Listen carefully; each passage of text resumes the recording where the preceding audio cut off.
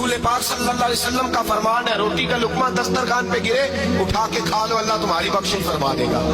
حضرت سلمان فارسی گورنر تھے، کھانا کھا رہے تھے، دسترخوان بچھا تھا، رسول پاک صلی اللہ علیہ وسلم کا فرمان ہے، روٹی کا لقمہ دسترخوان پہ گرے اٹھا کے کھا لو، اللہ تمہاری بخشش فرما دے گا۔ دسترخوان صاف ہوتا ہے، روٹی بڑے گورنر تھے آپ، بڑے بڑے سفیر بیٹھے تھے، وزیر بیٹھے تھے، روٹی کا لقمہ گر گیا۔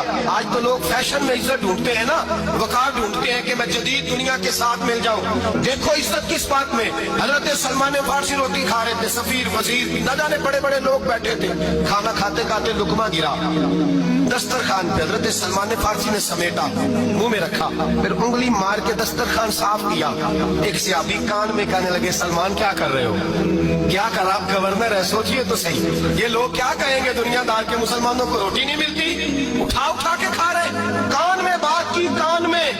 حضرت سلمان فارسی کان میں جواب دے سکتے تھے، کہہ سکتے تھے نہیں ایسے ہی کرنا ہے، انہوں نے کان میں بات کی، لیکن جناب سلمان فارسی اعلیٰ اعلان بولے، کہنے لگے ان 4 5 6 دنیا داروں کے لیے میں اپنے نبی کا طریقہ چھوڑ دوں، اپنے رسول کی سنت چھوڑ دوں، یہ 4 5 دنیا دار دنیا کی طرف دیکھ کے میں مصطفیٰ سے منہ موڑ لوں؟ پھر جوش جذبات میں سر سے پگڑی اتار دی، رونے لگے۔